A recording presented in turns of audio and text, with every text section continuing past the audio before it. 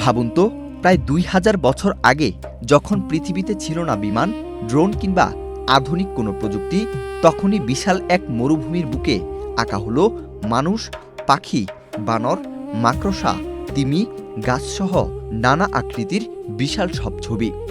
সবচেয়ে অবাক করা বিষয়, মাটির উপর দাঁড়িয়ে এগুলোর পুরো আকৃতি বোঝাই যায় না, বরং বিশাল এই নকশাগুলোর পূর্ণ রূপ দেখতে হলে আপনাকে উঠতে হবে আকাশে। রহস্যময় এই প্রাচীন ভূচিত্রের নাম নাজকা লাইন্স। দক্ষিণ আমেরিকার দেশ পেরুর দক্ষিণাঞ্চলের নাজকা মরুভূমিতে বিস্তৃত এই বিশাল ভূচিত্রগুলো আজও গবেষকদের বিস্মিত করে। রূপায়ণ lake castle, welcome to the land of peace. Nazca ও পাল্পা শহরের মধ্যবর্তী প্রায় ৮০ কিলোমিটার দীর্ঘ শুষ্ক মালভূমি জুড়ে ছড়িয়ে রয়েছে অসংখ্য সরল রেখা, জ্যামিতিক নকশা এবং বিশাল সব প্রাণীর আকৃতি।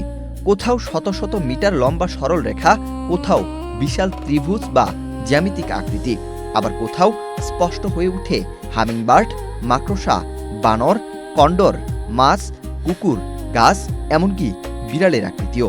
প্রত্নতাত্ত্বিকদের মতে এসব ভূচিত্রের বড় একটি অংশ তৈরি হয়েছিল প্রায় খ্রিস্টপূর্ব ৫০০ বছর থেকে খ্রিস্টীয় ৫০০ সালের মধ্যে, অর্থাৎ এখনকার চেয়ে প্রায় ১.৫ থেকে ২৫০০ বছর আগে। কিন্তু এত বিশাল ছবি তৈরি করা হয়েছিল কিভাবে? এই রহস্যের উত্তর এখন অনেকটাই জানা গেছে। প্রাচীন নাজকা জনগোষ্ঠী মরুভূমির উপরের গাঢ় লালচে পাথর ও মাটির স্তর সরিয়ে নিচের অপেক্ষাকৃত হালকা রঙের মাটি উন্মুক্ত করত। ফলে উপর থেকে তাকালে মাটির রঙের এই বৈপরীত্যেই ফুটে উঠত বিশাল সব নকশা।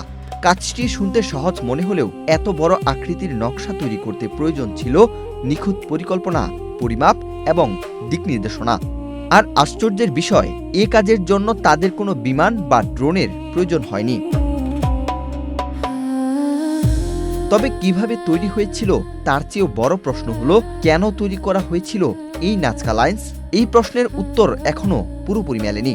গবেষকদের একটি অংশ মনে করেন এসব ভূচিত্রের সঙ্গে প্রাচীন নাজকা জনগোষ্ঠীর ধর্মীয় আচার ও বিশ্বাসের সম্পর্ক ছিল। কারো ধারণা কিছু রেখা ও নকশা পানির উৎস, কৃষি কিংবা ধর্মীয় তীর্থযাত্রার সঙ্গে যুক্ত ছিল।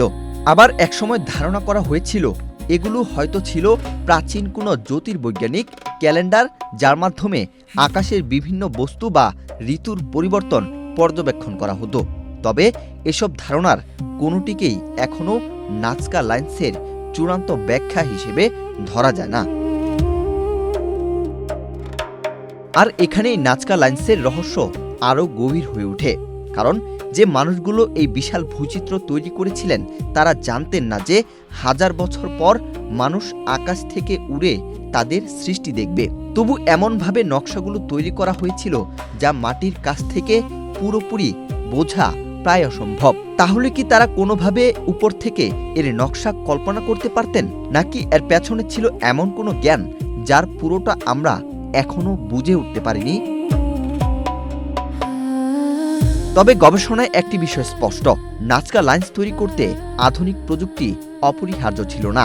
সাধারণ সরঞ্জাম, দড়ি, খুঁটি, পরিমাপ এবং দীর্ঘ পরিকল্পনার মাধ্যমে প্রাচীন নাজকা জনগোষ্ঠী এমন বিশাল ও জটিল নকশা তৈরি করতে সক্ষম হয়েছিল বলে মনে করেন গবেষকরা।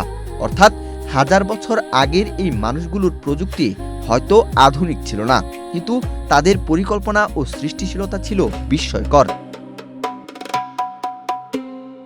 এই অসাধারণ প্রাচীন নিদর্শনের গুরুত্ব বিবেচনায় ১৯৯৪ সালে নাজকা লাইন্সকে ইউনেস্কো বিশ্ব ঐতিহ্য হিসেবে স্বীকৃতি দেওয়া হয়।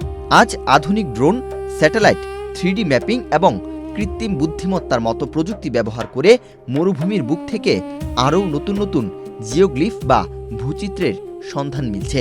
অর্থাৎ ১০০০ বছর পেরিয়েও নাজকা মরুভূমি যেন তার বুক থেকে একের পর এক নতুন রহস্যের দরজা খুলে দিচ্ছে।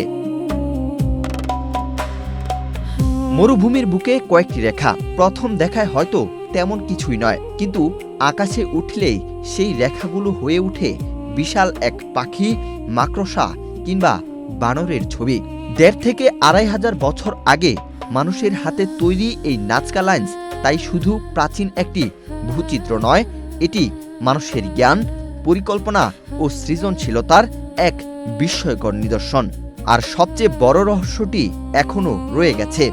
হাজার বছর আগে মরুভূমির বুকে তারা আসলে কি বলতে চেয়েছিল?